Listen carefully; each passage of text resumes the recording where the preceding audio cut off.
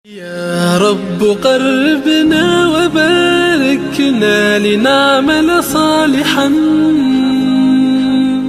في يدي رسالة التغيير. Assalamualaikum warahmatullahi wabarakatuh. Wabihi nasta'inu ala umri dunya wa din. Wassalatu wassalam asrofil anbiya'i wa mursalin wa ala alihi wa sahbihi ajma'in amma ba'du. Qala ta'ala fil Qur'anil Karim, kullu nafsin dha'iqatul maut. Rabbi shrah li sadri wa yassir li amri wahlul 'uqdatam min lisani yafqahu qawli amma ba'du. Sahabat hidup berkah yang dimuliakan oleh Allah Subhanahu wa taala, alhamdulillahirabbil alamin. Pada kesempatan hari ini Allah masih sayang kepada kita, yang ditunjukkan dengan kita masih diberikan nikmat yang sangat banyak, yaitu nikmat iman, nikmat Islam, dan juga nikmat kesempatan kita masih hidup. Ada sebuah pertanyaan, ya, kenapa Allah masih hidupkan kita hingga saat ini? Maka Al-Imam Al-Ghazali menjawab, karena dosa kita yang terlalu banyak dan Allah masih mengizinkan kita untuk bertobat kepadanya. Beberapa pekan ini kita mendengar, bahkan melihat bagaimana kabar duka itu menyelimuti kita. Bahkan di chat WhatsApp ataupun mungkin di media-media terdengar banyak, hampir setiap hari itu berita duka. Itu saudara kita, tetangga kita, ya, atau mungkin teman kita itu kembali kepada hadirat Allah Subhanahu wa taala. Yang akhirnya itu membuat perasaan kita rasa takut dan khawatir, ya. Bahkan dari data Kemenkes sendiri mengatakan bahwa di dalam kondisi seperti saat ini, yaitu kondisi pandemi yang masih belum terurai, belum terjawab solusi yang terbaik, itu ternyata kasus positif hingga mencapai 1,3 juta orang, bahkan yang meninggal sampai 35.000 orang. Maka ini membuat kita khawatir, membuat kita merasa was-was. Seakan-akan kita ini dikepung dari segala penjuru bahwa kematian kita ini semakin dekat. Maka hal ini wajar. Kenapa? Karena Allah Subhanahu wa taala mengatakan bahwa kullu nafsin dha'iqatul maut, bahwa setiap jiwa itu pasti akan merasakan mati. Ya, kematian itu adalah merupakan hal yang pasti akan datang. Tak pandang siapa, kapan, di mana, dan bagaimanapun kondisinya. Ketika ajal menjemput, tak ada satupun yang akan bisa menghindar darinya. Ya.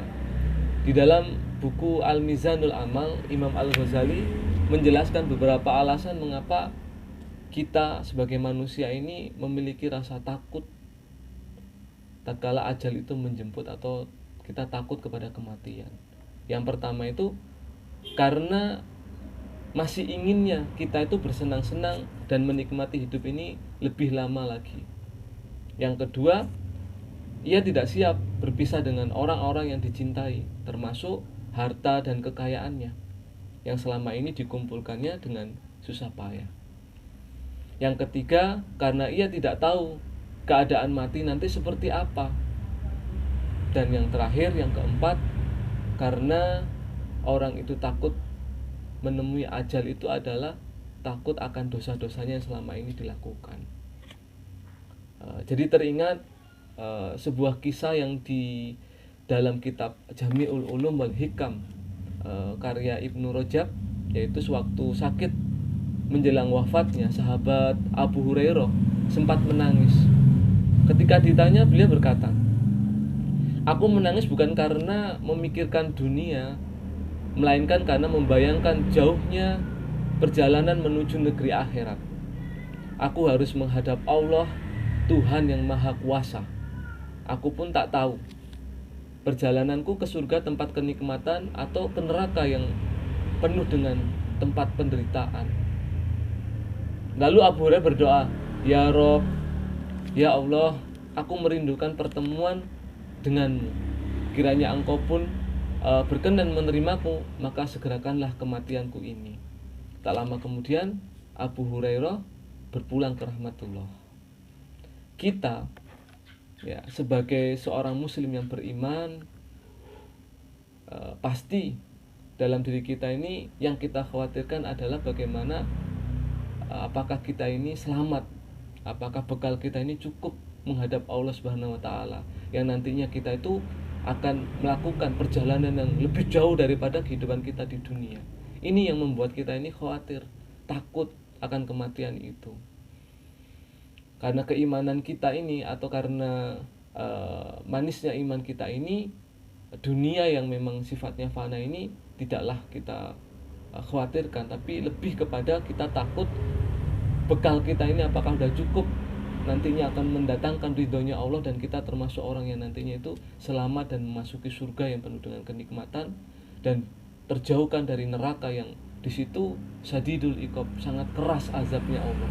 Ini yang kita khawatirkan.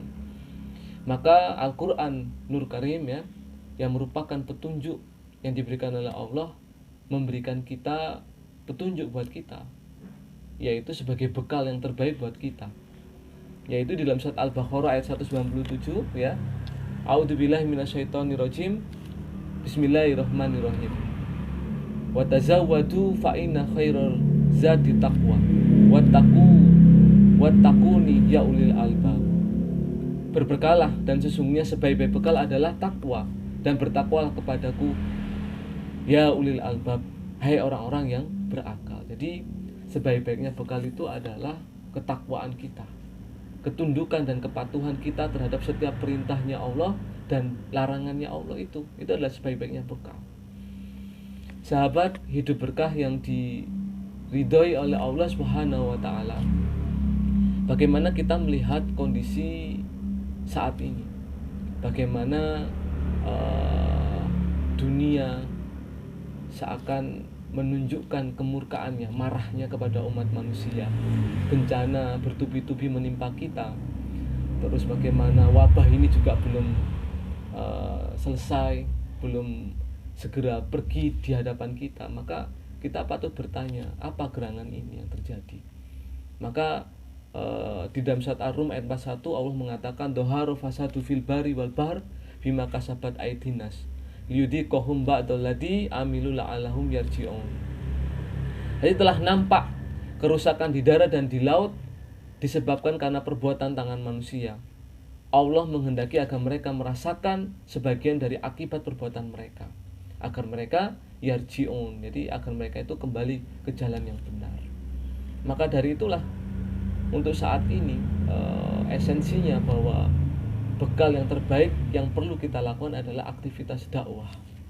Dakwah yaitu adalah aktivitas bagaimana kita menyeru kepada kebaikan dan mencegah kemungkaran. Bagaimana menyerukan kepada manusia untuk kembali kepada aturannya Allah yang memang terbukti akan mendatangkan rahmat bagi sekalian alam. Maka aktivitas dakwah inilah yang akan menjadi bekal terbaik buat kita. Maka dari itulah kita harus berdakwah sungguh-sungguh dalam rangka untuk liistina fil hayatil islamiyah, yaitu mengembalikan kehidupan Islam dengan menerapkan seluruh aturan-aturannya, sehingga nantinya apa yang disampaikan oleh Allah dalam firman-Nya wa ma arsalnaka illa rahmatan lil alamin itu bisa benar-benar kita rasakan. Karena dakwah itu akan merubah suatu kondisi yang buruk menuju suatu kondisi yang lebih baik. Jadi teringat dengan komentar dari seorang tokoh ulama, yaitu mengatakan bahwa perjuangan atau dakwah ini itu waktunya pendek, hanya sampai mati, sedangkan menikmati hasil perjuangan atau dakwah ini itu waktunya panjang, bahkan abadi ila jannat, sampai ke surga. Mati bukanlah risiko dalam dakwah, tapi mati dalam keadaan berdakwah itu adalah kematian dengan derajat yang sangat tinggi. Itu yang kita cari. Maka dari itulah kita harus menjadi orang yang cerdas dalam menyikapi kehidupan dunia yang sebentar ini, kehidupan dunia yang nantinya disilih, yang akan silih berganti, yang akan datang dan pergi seperti itu.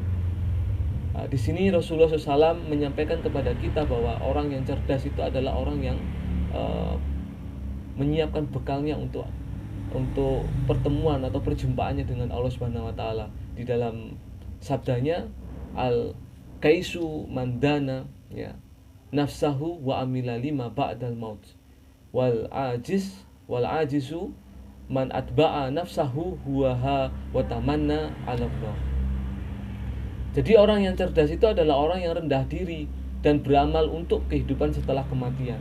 Dan orang yang lemah adalah orang yang mengikutkan dirinya pada hawa nafsunya dan berangan-angan atas Allah. Hadis riwayat At-Tirmidzi, Ibnu Majah dan lainnya. Maka dari itu kita harus menjadi orang yang cerdas. Bagaimana saat ini kita menyikapi banyaknya saudara kita, teman kita, ataupun orang-orang yang sudah kembali kepada Allah silih berganti yang amat sangat banyak.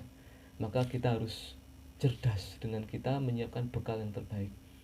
Ada sebuah inspirasi yang sangat bagus yang bisa kita tanamkan dalam hati kita, yaitu supaya kita terjauhkan dan kita tidak khawatir lagi akan kematian itu, yaitu dalam firman-Nya Allah Subhanahu wa taala, ya, innalladzina qalu rabbunallahi tsumastaqamu tatanazzalu alaihimul malaikah alla takhafu wa la tahzanu ya wa absiru bil jannati allati kuntum tu'adun.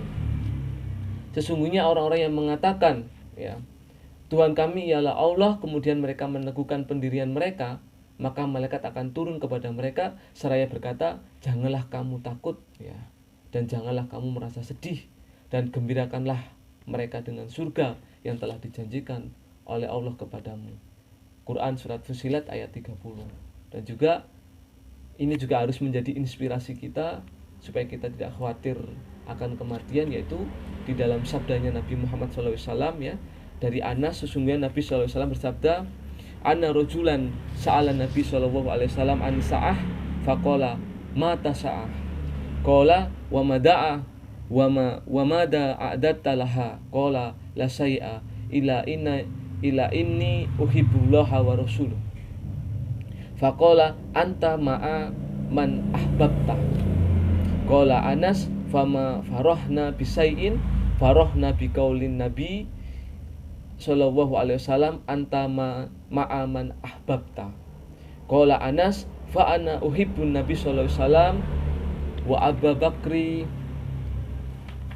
wa Umar wa arju an akuna ma'ahum bihubbi iyahum wa ilam a'mal bimisli a'malahum. Jadi ada seorang laki-laki pernah bertanya kepada Rasulullah SAW tentang kiamat. Ia berkata, kapan terjadi kiamat ya Rasulullah? Maka Rasulullah berkata, apa yang telah engkau siapkan untuknya? Maka laki-laki itu berkata, aku tidak menyiapkan apapun kecuali sesungguhnya aku mencintai Allah dan Rasulnya. Rasulullah SAW berkata, ya, anta ma'aman ahbabta. Jadi engkau bersama apa yang engkau cintai.